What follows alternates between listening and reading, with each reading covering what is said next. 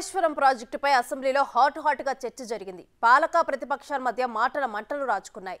దాదాపు 80,000 కోట్ల రూపాయల ఖర్చుతో ప్రాజెక్టును నిర్మించామన్నారు మాజీ మంత్రి హరీష్ రావు.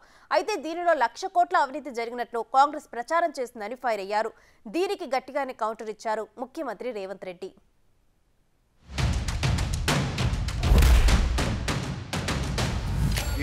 దాదాపు 80,000 కోట్లు ఖర్చైన కాళేశ్వరానికి 1,00,000 కోట్లకు ఇలా అవినీతి జరిగిందని చేసిన వీళ్ళ అవినీతి ప్రచారం గ్లోబల్స్ గా పెద్ద ఎత్తున ప్రచారం చేశారు అధ్యక్ష. దురదృష్టవశాత్తు ప్రజలు కూడా కొంత నమ్మిండ్రు అధ్యక్ష. ఇలా నిజం నిలకడమే తెలుస్తుంది. తప్పకుండా ఇలా మీరు మేడిగడ్డ మీద వేస్తారా, సుందిల మీద వేస్తారా, సిట్టింగ్ జడ్జితో విచారణ తక్షణమే వేయండి. మేము రెడీగా ఉన్నాం. మా నిజాయితీ బయటకు వస్తుంది.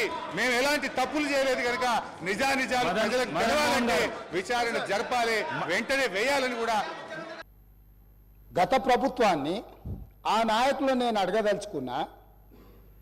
మాజీ ముఖ్యమంత్రి గారి నుంచి మొదలు పెడితే సాగునీటి పారుదల శాఖ మంత్రి, ఆర్థిక శాఖ మంత్రి, మేనేజ్మెంట్ కోటాల మంత్రి అయిన వాళ్ళు అసలు కాళేశ్వరం అంచనానే 80,000 కోట్లు, అందులో 1,00,000 కోట్ల ఎట్లా అవినీతి జరిగిందని అంటారు ఏంది అధ్యక్ష?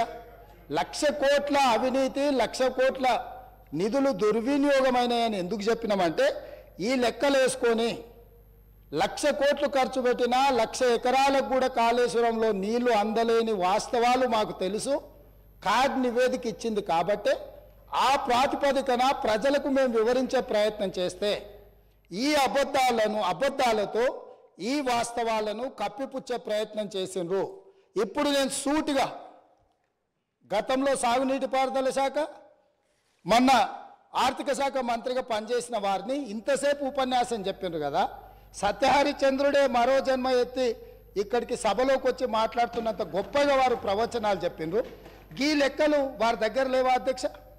ఈ లెక్కలు ఒప్పుకొని అవును మా మాజీ ముఖ్యమంత్రి గారు ప్రజల్ని తప్పుదోవ పట్టించిండ్రు, వాస్తవాలు గిట్లున్నాయి కాబట్టి సభ్యులు తెలంగాణ ప్రజలు మమ్మల్ని క్షమిస్తే బాగుంటుందని హుందాగా వారు ముందుకు వచ్చి మాట్లాడినుంటే వారి గౌరవం ఎంత పెరిగి ఉండేది అధ్యక్ష?